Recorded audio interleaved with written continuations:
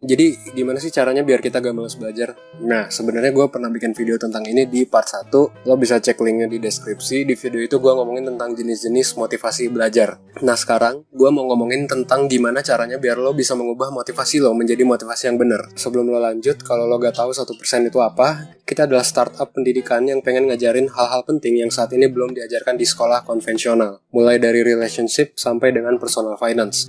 Sekaligus banyak hal penting yang menurut kami perlu dipelajari di sekolah. Di video ini, lo sedang ada di segmen sekolah. Oke, jadi apa sih yang bisa lo lakuin untuk mengubah dan meningkatkan motivasi belajar lo? Pertama, start with why. Pernah gak sih lo nanya ke diri lo sendiri, selama ini ngapain sih lo belajar gitu? Banyak banget orang yang bingung kalau ditanya atau nanya ke diri sendiri tentang hal ini. Dan kalau udah kayak gini, jangan-jangan ya alasan kenapa selama ini lo gak termotivasi atau gak semangat untuk belajar, ya karena selama ini lo belajar tapi lo gak tahu kenapa lo belajar. Lo gak tahu tujuan lo apa, lo gak tahu belajar itu buat apa, ya jelas lo jadi gak semangat dong. Ya ibaratnya lo melakukan sesuatu tapi lo gak tahu kenapa lo harus melakukan hal itu gitu. Makanya ini harus ditentuin segera. Buat tujuannya dari sekarang dan tulis sespesifik mungkin. Coba bikin tujuan belajar yang benar-benar itu dari keinginan dari diri lo sendiri. Misal, gue belajar karena gue pengen jadi psikolog. Atau gue belajar karena gue pengen punya skill keren biar nanti gampang untuk mencapai mimpi gue sebagai apa gitu. Dan lain sebagainya. Nah, jangan lupa untuk buat tujuan ini sespesifik mungkin. Biar jadinya jelas apa output yang mau lo capai nanti ketika udah belajar. Jadi belajar lo ini ada meaningnya nanti. Ada artinya. Dan ketika udah ada meaningnya, ini akan jadi motivasi buat. Karena ya kalau lo ngelakuin sesuatu tapi lo gak tahu artinya apa, gak tahu buat apa, ya gimana bisa semangat gitu. Makanya kalau gue rangkum, step pertama yang harus lo lakukan adalah pikirin apa tujuannya, spesifikin,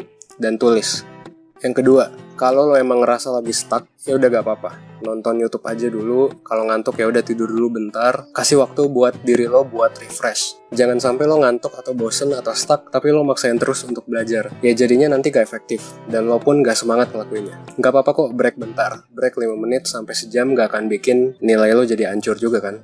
Nah, dan ini sebenarnya ada penjelasan ilmiahnya, yaitu space repetition. Kalau gue biasanya kalau lagi stuck gitu ya gue jalan ke luar rumah, jalan beberapa menit, ngelakuin hal yang lain dulu, nonton YouTube dulu, atau mungkin makan dulu. Gunanya apa? Nah, biar otak gue ini ke refresh dulu. Karena kalau bosen dan dipaksain, bisa jadi kinerja otak yang asalnya 100% itu gak maksimal gitu. Dan mungkin aja ketika lo paksain, mungkin yang kepake kinerjanya cuma 50%. Nah, kalau ngantuk gimana ya? Tidur aja dulu 20 menit pakai alarm. Ntar pas sudah bangun dan semangat lagi, baru lo bisa lanjut lagi. Yang ketiga, fokus. Jangan sampai belajar lo keganggu gara-gara main HP. Matiin notif sosmed lo, matiin HP-nya, atau uninstall aplikasinya aja sekalian. Karena jangan-jangan selama sejam lo belajar nih, misal lo belajar sejam ya, waktunya itu nggak lo pakai semuanya buat belajar, tapi lo pakai buat buka sosmed beberapa menit. Gak kerasa aja sampai akhirnya ternyata belajar kita yang efektif tuh cuma 15 menit ternyata. Mendingan kalau lo mau buka sosmed, ya beneran buka sosmed doang gitu, lo waktuin. Misal 10 menit, tapi habis itu lo harus belajar 20 menit atau mungkin 30 menit tanpa distraksi apapun. Nah, kenapa harus fokus? Karena ya kalau kita fokus, kita akan masuk ke kondisi tubuh yang dinamakan kondisi flow,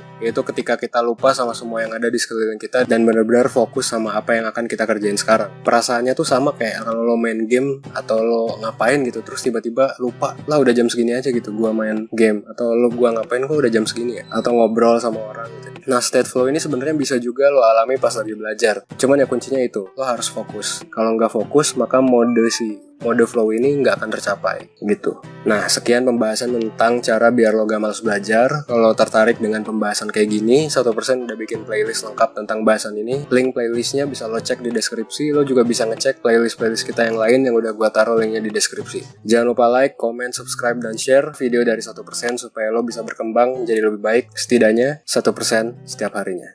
Gua Evan dari 1%. Thanks.